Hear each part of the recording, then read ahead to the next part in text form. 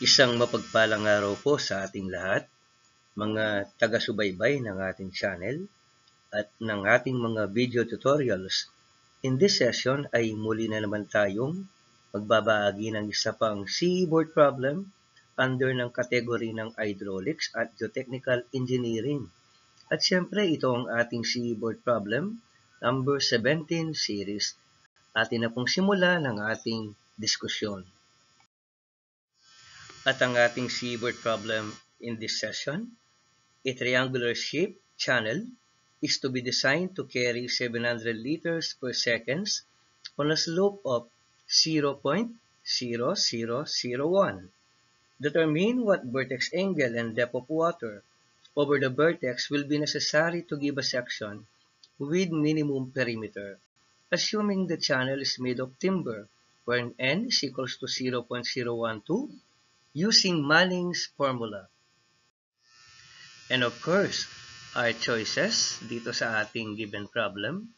Letter A, angle is 45 degrees and height is equals to 1.425 meters. Letter B, the angle is equal to 90 and then depth of water is equal to 2.215 meters. Letter C, the angle is 45 degrees and depth of water is equal to 2.125 meters. Then letter D, angle is 90 and then the depth of water is 1.215 meters. Ngayon naman ay maaari na nating simulan ang ating given worded problem.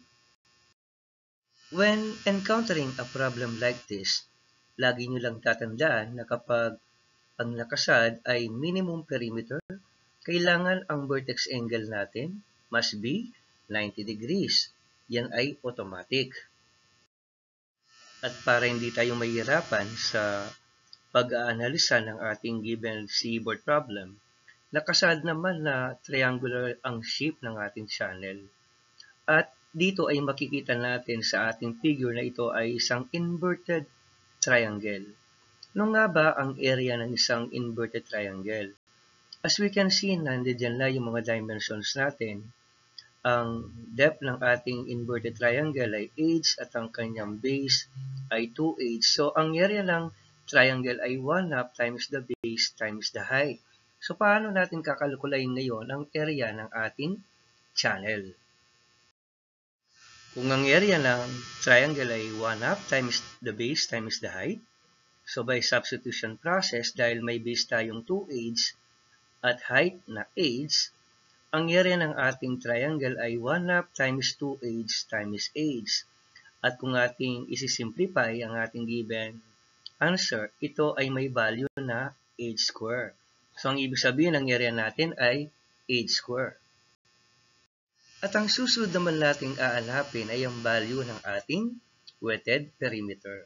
Ang wetted perimeter ay ito yung mga edge na nababasa ng tubig. Kung triangle yan, inverted, tanging yung sa taas lang, yung base lang ang walang edge, no? So, ang edge ng ating triangle ay mayroong diagonals na square root of 2 times the edge na 2. So, kung wetted perimeter, yung basang perimeter lang ang pinag-uusapan, i-add lang natin yung 2, yung square root of 2 times edge plus square root of 2 times the edge. Kung kaya't ang perimeter natin, ang wetted perimeter natin ay may ganitong value. Ang value ng ating wetted perimeter, 2 square root of 2 times the edge or the depth. Bakit nga ba kailangang kalkulain ang area at ang wetted perimeter?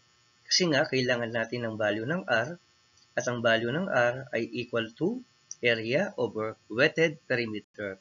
At syempre, ito na ngayon ang formula natin para sa ating inaanap na value ng R. Ang value ng R ay equal to area over wetted perimeter.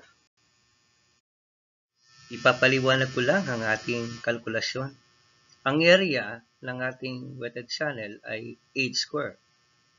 As we can see in our given computation, ang wetted perimeter ay 2 square root of 2 times the edge. So, kung sisimplify natin ang ating given, ito ay magiging equal sa square root of 2 all over 4 times the age. So, yan ang value ng ating R. So, bakit kailangang hanapin ang R? Para yan sa paghanap ng value ng ating Q gamit ang Manning's formula. By the way, nakalimutan kong ipaliwanag kanina at ipakita ang computation ng ating wetted perimeter. Ito yung ating equation. Square root of 2 times the age plus square root of 2 times the age is equal to 2 square root of 2 times the depth of water, which is the age also. And since alam na natin ang value ng ating vertex angle na given naman kanina sa simula pa lang ng solusyon natin, para daw minimum ang perimeter, kailangan ang vertex angle natin ay 90 degrees. So alam na natin na ang angle natin ay 90 degrees. So ibig sabihin, wala nang chance na maging sagot pa ang letter A at letter C. Ang pinagpipilian na lang natin ay letter B at letter D. So pwede na natin i-cross out yung letter A at letter C. So 50-50 ngayon ang chances para makuha natin ang tamang sagot in this given CE board problem. Siyempre, ano ba yung requirement sa given problem? Gagamitin daw natin yung Manning's formula. Ano ba yung formula na ginagamit natin sa paghahanap ng Q kapag Manning's formula ang gagamitin natin? Although given na ang value ng Q, ang hinahanap natin ay age, pero gagamitin pa rin natin ang formula ng Q, which is equal to, pakita ko ang formula natin. Ang formula para sa ating Q is equal to area times 1 over N times R raised to 2/3 times S raised to 1/2. So, alos na din na yung mga given natin. Maaari na natin calculate ng ating given seaboard problem. At syempre, para sa ating mga given, bago tayo mag-substitution process, ang 700 liter per second, kapag yan ay kinonvert natin sa cubic meter per second, yan ay magiging 0.7 cubic meter per second. Kasi nga, ang value ng 1 litro per second ay 0.001 cubic meter per second. And then may value na rin ang ating slope at ang R. Ang R natin ay 1/4 square root of 2 times the depth or age. At ang slope natin ay 0.0001. So ito na, direct substitution process na tayo. So ito na ngayon ang ating given calculation. Using our calculators, ano nga ba ang magiging value ng depth of water? The depth of water is equal to 1.215 meters at ang ating vertex angle ay 90 degrees. So ang ibig sabihin ng ating sagot ay letter D. Hanggang dito na lamang po mga kaibigan. Maraming salamat sa panonood and God bless us all.